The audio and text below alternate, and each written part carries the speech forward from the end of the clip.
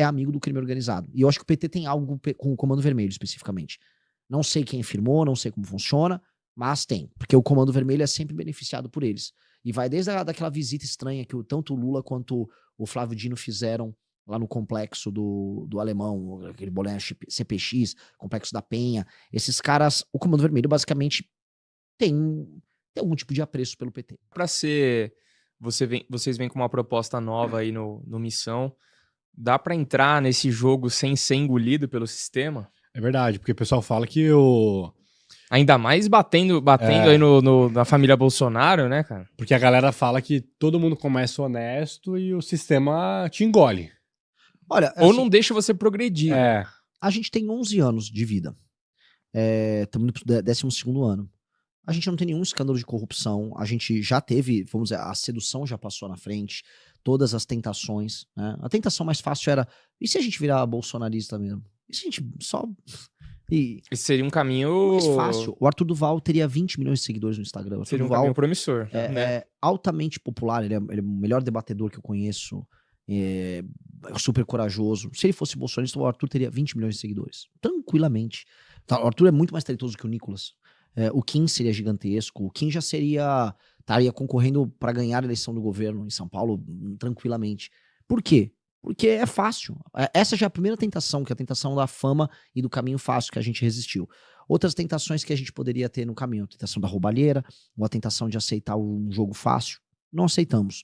É da nossa natureza, a gente não mudar quem nós somos, a gente tem que permanecer sendo essencialmente a mesma pessoa, com os mesmos gostos, frequentando os mesmos lugares. Sabe? Nunca seja o cara que abandona os restaurantes que você come, que ouve as músicas que você ouve. A partir do momento que você tenta ser outra coisa, aí além de ficar brega e desajeitado, né, um vorcaro da vida, né, aquela coisa meio ridícula, você começa a ter que ficar competindo com os outros entes políticos pela grana. E existe isso. Um político, quando mostra pro outro que tem grana, ele tá passando um sinal de sucesso. Que é hoje igual ter uns seguidores em rede social. E aí um político honesto, ele se sente meio loser, ele se sente meio patético em ser honesto. Isso é uma coisa muito verdadeira. Nas conversas com os políticos é assim. E você tem que se manter resoluto. Nós nos mantivemos isso. Isso não me faz ter medo. E aí eu te respondendo sobre isso. Nós montamos um partido político. Nós não temos nenhuma pretensão em ficar fora do sistema. Se a gente montou um partido é para entrar no sistema. E aí alterá-lo. Mais do que somos alterados por ele. Então a gente vai ter que entrar lá e alterar. O que a gente tá deixando claro é a gente como se fosse sabe quando o Elon Musk ele fez o Tesla e aí ele abriu o projeto para todo mundo. Ele deixa o projeto aberto. Ó, quer montar um carro elétrico? Tá aqui o projeto. Pode ver. É uma coisa assim, é meio open source mesmo. Ó, eu tô avisando, ó, eu vou entrar, eu vou fazer o combate ao crime assim, assim, assado, eu vou fazer uma reforma fiscal assim, assim, assado, uma reforma de competitividade assim, assim, assado, e o que eu quero, vocês querem mudar o Brasil? Aí eu vou entrar nesse assunto que eu tava falando com vocês. Eu preciso destruir o modelo do sistema político brasileiro. Isso precisa ser completamente alterado. Senão o Nordeste para sempre será pobre. O Nordeste para sempre... Você, que mora em São Paulo, vai para sempre ter que pagar a conta de um prefeito no Nordeste. Você quer pagar menos impostos em São Paulo? Eu vou precisar resolver isso para resolver o Nordeste e eles gerarem receita lá. Senão não vai resolver. Não vai ter jeito. O catarinense tá muito bravo que o cara do Maranhão tá migrando pra lá. E vai migrar mais. A não ser que a gente resolva isso. Não será com o Flávio Bolsonaro, do Centrão, aliado desses mesmos caras que vai resolver. Quer resolver o problema? Então, assim, eu vou acumular capital político destruindo o crime organizado no Brasil, passando a maior reforma fiscal que o Brasil já teve e passando uma reforma de competitividade. De resto, um mandato meu, eu vou fazer uma reforma administrativa e política, eu vou queimar todo o meu capital político, que não me elejam nunca mais para nada. Mas se eu fizer isso, o sistema de incentivos da política brasileira se altera completamente.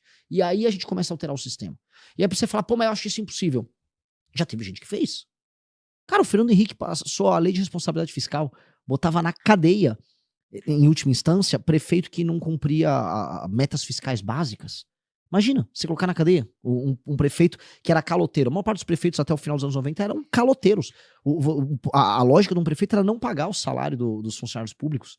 Isso passou a mudar completamente com a lei de responsabilidade fiscal desde que passou. O Fernando Henrique passou, vamos dizer, reformas e privatizações gigantescas no governo dele, sendo ele próprio um cara que não era popular. Então, se ele conseguiu naquela época, por que a gente... é tão impossível. O Lula, se quisesse, no primeiro decênio ali, entre 2002 a 2010, vamos colocar, ele teria passado. É que ele não queria. O Lula nunca quis passar uma agenda previdenciária decente, uma reforma trabalhista. Pelo contrário, ele queria piorar essa situação. Ele trabalhou para piorar de maneira clara, mas ele teria conseguido. E eu acho que a gente tem que ter um governo que vai chegar lá e vai fazer as reformas que precisam. Nem que, nem vou me reeleger, eu vou fazer isso e vou picar a mula, tá? Mas alguém precisa fazer. O problema é que falar dessas reformas, é isso que eu acho que é um... É um presente impopular. Não, é isso que eu me sinto às vezes num beco sem saída, porque você falar dessas reformas, por exemplo, num possível debate de TV, eles são conversas difíceis do tio do Zap às vezes entender, da Sim. Dona Maria entender, e aí ela fica, pô, isso aí eu não tô entendendo nada. Mas os caras dançando, os caras brigando aqui, isso aí eu entendo bem. E aí nós vamos por aqui. Isso funciona, assim, a lógica do Centrão Eu me funciona. sinto meio perdido, cara, com isso, entendeu? É que a lógica do Centrão funciona quando você tá vivendo um momento de estabilidade, e o ato de votar é meio, tô indo lá votar. Esse é o momento do país? Eu não Nem a acho. pau. Não. Não é esse momento. O Brasil tá num momento, vamos dizer, pivotal pra qualquer coisa. Inclusive pra degringolar. O Brasil tá passando uma crise fiscal horrenda, ninguém tá falando da crise fiscal. A crise política, a crise de insegurança jurídica é monumental. O Brasil tá vendo os Estados Unidos, assim, tem gente que comemora, os Estados Unidos agora tá olhando pra América Latina. Gente, isso é um horror. Isso é horrível. O Brasil vai perder qualquer chance que ele tem de ser a nação mais poderosa do nosso continente aqui. Qualquer chance. Os Estados Unidos... O cara vai sentar em cima da gente. Lógico. Lógico, e alguém acha que o Trump é amiguinho nosso. O Trump é amiguinho nem da Ivanka, nem da Melania. O Trump é amigo do Trump. E a gente pode ser, se for bom pra ele, um aliado. O Brasil tá numa situação horrenda. Tá vindo aí, vocês são pessoas inteligentes, tá vindo aí as automações, tá vindo tudo aquilo que envolve machine learning, inteligência artificial. Agora, as empresas dos Estados Unidos, a Amazon tá demitindo, tá todo mundo começando as demissões, porque começou, né? Sim. Começou o corte de material humano, simplesmente porque a inteligência artificial vai demitir geral. A classe média no Brasil pode ser varrida do mapa. Varrida do mapa. Que Brasil é esse que tá vindo? Ninguém tem nem ideia. Mas as pessoas estão sentindo que tem algo de errado. Definitivamente não é dançando que você vai resolver. E não só dançando não resolve. O Flávio dança porque o que resta a ele é dançar. Ele não tem nenhuma proposta, ele não acredita na proposta. Vocês são de mercado, se souberam da participação dele no BTG, num evento que teve acho que uns 2 meses atrás, foi um desastre. Pediu pra ele falar o que você tem de proposta? A gente vai cortar aí as coisas. Cortar o quê? Fazer uma tesourada. Não, mas o que mais? Fazer uns cortes, a gente sabe o que vai fazer. Eu tive com o Guedes. Sabe, o cara não tem nenhum plano. Não tem essencialmente uma ideia do que fazer, do que precisa ser tocado. Uhum. Eu tenho uma PEC que já foi protocolada pelo Kim. A reforma fiscal nossa não é um papo. É tipo uma PEC, já tá lá, a gente já tá recolhendo a assinatura. A pessoa pode entrar no sistema da Câmara dos Deputados e pegar lá a PEC inteira. Eu acho, como o Milei conseguiu, nós podemos conseguir.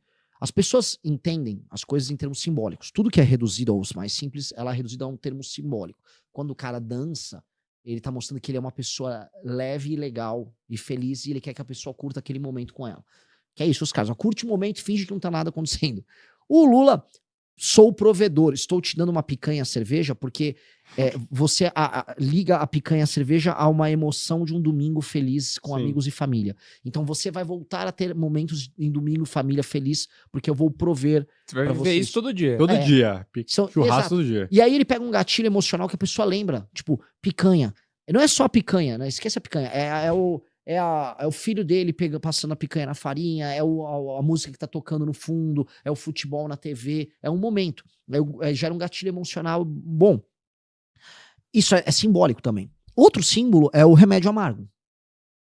O remédio amargo é um símbolo que todo mundo sabe. Ele até cachorro, quando tá doente, come grama ou vai comer erva, porque ele sabe que de alguma maneira aquilo é necessário pra ele. E é um ato voluntário que o cachorro come. As pessoas sabem que quando elas estão doentes, elas precisam do cuidado. Por isso que a figura do médico é uma figura muito importante. As pessoas gostam também do médico. Ele representa o cuidado que vai vir para um problema. As pessoas precisam entender que existe um problema. Se elas estão vendo um problema, ou a pessoa que dança diante de um problema, ela é tratada como louca. Ou a pessoa que aponta o problema e fala, vai doer, mas eu vou resolver, ela ganha confiança. O Milei ganhou a eleição fazendo isso. O Milei virou, galera, deu muito ruim.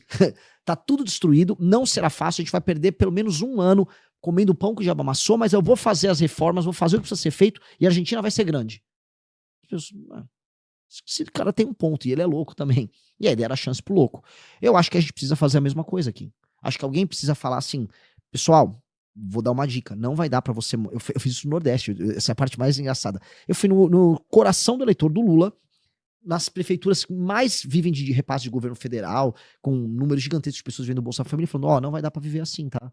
Eu vou, sendo presidente da República, se você é um rapaz de 25 anos, tá indo no CRAS receber Bolsa Família, eu vou botar você pra trabalhar, brother. Você vai trabalhar, você vai ralar, tá? A sua prefeitura vive de dinheiro lá de São Paulo, lá de Goiás, do agro, lá do Paraná, tá? E eu vou ter que fazer isso mudar, porque não dá pro seu prefeito ser um ladrão. Mas o que você vai fazer? Se necessário, eu vou botar um interventor nos municípios.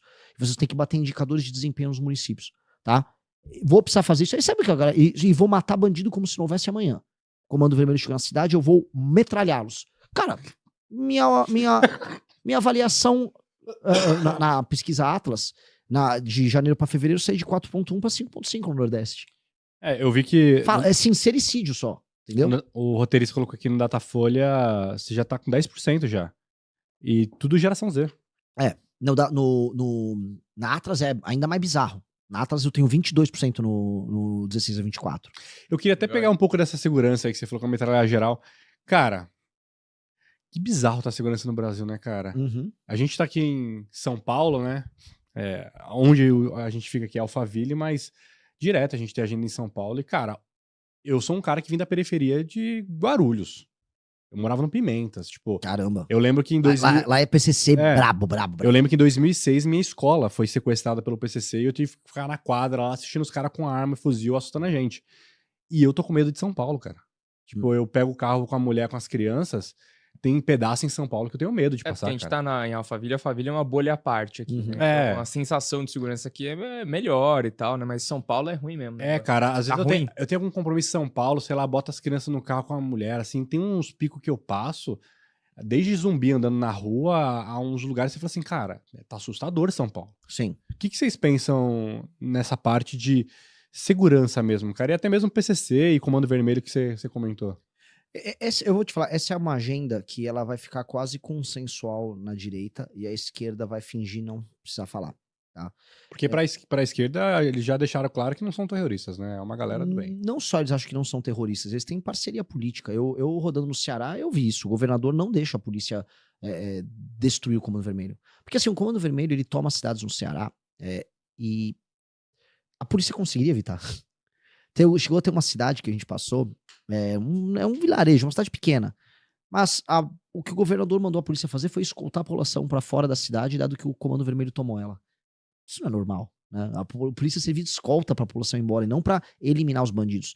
E o que a gente sabe é que existe um lobby gigante, que já foi denunciado pelo Metrópolis, pelo Estadão, tocado à época pela Dama do Tráfico, que ONGs ligadas ao Comando Vermelho e ao PCC rodam Brasília, fazem uma política de desencarceramento e política de direitos humanos no presídio. Virou até o programa Pena Justa do governo federal, que solta bandido mediante a ideia de que esse bandido tá tendo os direitos humanos dele violados na cadeia. Então é um governo que é amigo do crime. Assim, eu posso te falar, rodando especialmente o Ceará, até saindo do lance Rio-São Paulo, rodando o Nordeste, você vê, o PT é amigo do crime organizado. E eu acho que o PT tem algo com o Comando Vermelho, especificamente. Não sei quem firmou, não sei como funciona, mas tem. Porque o Comando Vermelho é sempre beneficiado por eles. E vai desde daquela visita estranha que tanto o Lula quanto o Flávio Dino fizeram lá no complexo do Alemão, aquele bolinha CPX, complexo da Penha. Esses caras, o Comando Vermelho basicamente tem algum tipo de apreço pelo PT. Né? Todo o resto, assim, isso aqui é claro, só estou falando fatos, todo o resto pode cair no campo das conjecturas ou da teoria da conspiração, mas que há materialmente falando um benefício ao Comando Vermelho existe. O PT não quer transformar eles em facções. O PT é contrário ao aumento de penas. O PT é contrário ao aumento a redução da maioridade penal. Completamente contrário. E o PT ele é contrário a qualquer aumento nos investimentos na área de segurança. Então, isso aqui é uma constante que esses caras têm. E eles usam uma estrutura ligada a ONGs, especialmente de direitos humanos, e ONGs ligadas ao movimento negro, para criar uma tese de que toda vez que você combate o crime, você tá matando negros. Então, você é muito racista. Se você é um bandido for morto, você é racista. Então, toda a estrutura deles foi construída assim. Eu até já mostrei, eu tenho algumas lives que eu mostro, tem muito artigo sobre isso também. Toda a grana que vem do George Soros, esses caras, da gringa mesmo, para financiamento de ONGs no Brasil, majoritariamente de direitos humanos e movimento negro. Aí quando você abre as ONGs que recebem dinheiro, a pauta é a mesma, tanto a direitos humanos quanto a do movimento negro. Desencarceramento, mudança nas leis penais, a ideia de que a gente prende muito, o que é tudo mentira, o Brasil prende muito pouco. Então, para botar o que eu faria, precisa ser feito. Acabar com o financiamento gringo, essas ONGs têm que ser listadas como ONGs que patrocinam basicamente o crime organizado no Brasil. Então, ONG no Brasil que recebe dinheiro e ONG gringa que manda o dinheiro, Fundação Rockefeller, Fundação Soros, Ford Foundation, barrado, os representantes que ficarem no Brasil são presos. Ponto. É isso. Por ligação com o Comando Vermelho, com facções, pura e simples. 2, alteração nas leis penais e nas leis de processo penal, aumentando a pena e acabando com recursos como progressão de pena e saidinha. Isso simples e direto, isso já resolve, vou falar pra vocês, 60% do problema. Aumentou a pena e acabou com a progressão, o sistema de incentivo para o cometimento de crime, ele, que é hoje a base do jogo, ele cai. Construção de presídios, diminuição da maioridade penal para menos de 14 anos, avaliado caso a caso. O lance é, se um garoto de 12 anos cometer um estupro seguido de morte, ele teve força para fazer isso, ele vai ser preso. Ah, mas tem 12 anos, dane-se, ele teve força para fazer, ele vai ter força para segurar a bronca dele. Ponto. Senão a gente fica com a política da leniência e do aliciamento. Hoje vale muito a pena você ir para a escola, uma escola que está na periferia do Rio, ou ir no bairro dos Pimentas, vou citar Guarulhos, pegar um menino complicado numa escola pública, que não tem o pai, já a cabeça meio complicada, você pega esse moleque, dá uma grana, bota esse cara para participar dos primeiros roubos, ele é pego pra polícia 1, 2, 5, 15 vezes, não acontece nada com ele. Se ele morrer no caminho, ninguém liga. A família dele já não liga muito. Esses moleques existem aos milhares nas periferias das cidades e são eles que são os aliciados. Se ele sobrevive uns 18 anos, aí ele vira um ladrão em série com um track record já bom de crimes cometidos. Sim. E ali ele pode ser pego, mas ele já adquiriu experiência. Então a gente fala que a esquerda é contra, né, essas polícias tipo jovem aprendiz, o menor de idade ter aula, mas ela permite que você tenha um jovem aprendiz no crime na rua. E ele faz a carreira de jovem aprendiz sem ser pego pela polícia e depois, quando pode ser pego, ele já tá experiente. Então tem que reduzir a maioridade penal. Qualificação das facções como organizações terroristas, eliminando direitos e prerrogativas deles. E aí, né, depois de fazer todo esse arcabouço, a guerra em si de reocupação. Porque não adianta a gente fazer isso enquanto nominalmente aquelas pessoas que moram nas favelas ou em regiões ocupadas pelo crime, elas são brasileiras. Então, eu mudei todas essas leis. Tornei o Comando Vermelho uma organização terrorista amanhã. Eles vão sair de livre e espontânea vontade do complexo do Alemão? Eles vão sair de livre e espontânea vontade da cidade de Santa Quitéria, no Ceará? Não, eles não vão. Então a gente vai ter que tirar de lá. Então a gente vai ter que pegar as polícias. Por isso que eu defendo colocar o Brasil em estado de defesa nas áreas controladas pelo crime e tocar as operações, eliminar. Eliminei os caras. É prender ou matar os envolvidos. Depende do caso. Né? Se o cara resistiu, matou, mas se entregou, tudo bem, vai preso bastante tempo. Aí você já com esse arcabouço legislativo novo, vai ser muito difícil você criar uma facção nova. E aí a imposição de lei e ordem vem. E aí vem o retorno econômico. Ah, Renan, mas isso gastaria alguns bilhões? Sim, gastaria alguns bilhões, faz umas operações. Eu acho que vale a pena, cara, gastar dinheiro com isso. Quanto que se libera de produtividade retida nisso? Nossa, cara. Já para pensar, eu jogo a pergunta para vocês, vocês são pessoas de números melhores do que eu. O quanto que o Brasil gasta, quanto a vida nossa, assim, ó, quanto é o insufilme no carro, é o porteiro no prédio, é a cerca. Cara, desvalorização imobiliária, cara. Desvalorização imobiliária deve ser um bagulho assustador, cara. Pensa o cara que há 50 anos atrás fez a vida dele no centro de São Paulo, que era lindo, tinha um prédio inteiro e tudo mais. Irmão, esse maluco destruiu o patrimônio dele em 90%. São quantos bilhões travados aí? Só no centro de São Paulo, né? É bizarro, é bizarro. E não é só o centro hoje, né? Tá expandindo. Então, tipo assim, cara...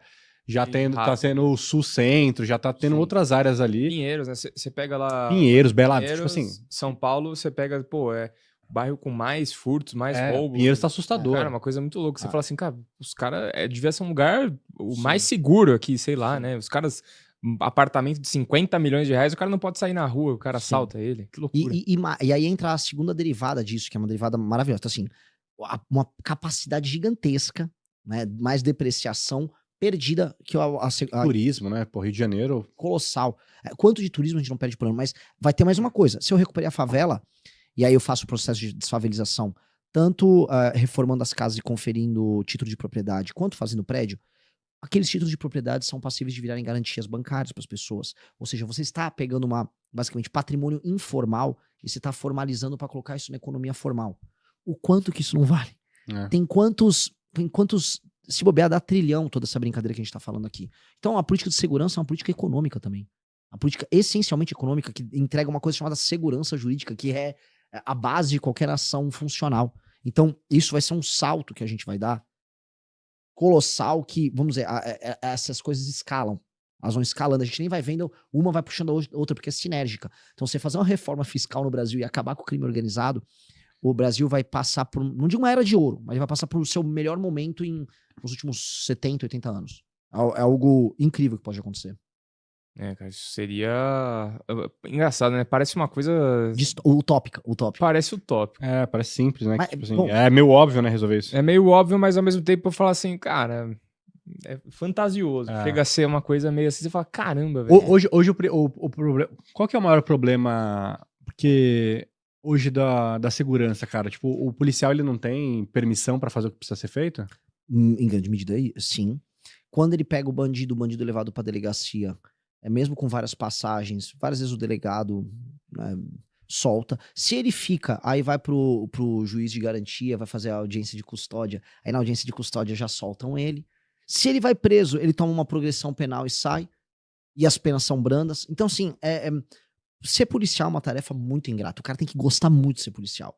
O cara ganha pouco, e vamos dizer, a alegria que ele tem em fazer bem feito o trabalho dele é jogada no lixo logo em seguida. Logo em seguida. O policial, o entregador, o motorista de Uber, esses caras são heróis nacionais. Porque eles persistem quase como o Sísifo empurrando a pedra montanha acima e ela rola por cima dele. Porque parece que assim, o país é feito pra judiar desses caras, pra castigar. E se você olhar, a resposta, na verdade, é muito interessante.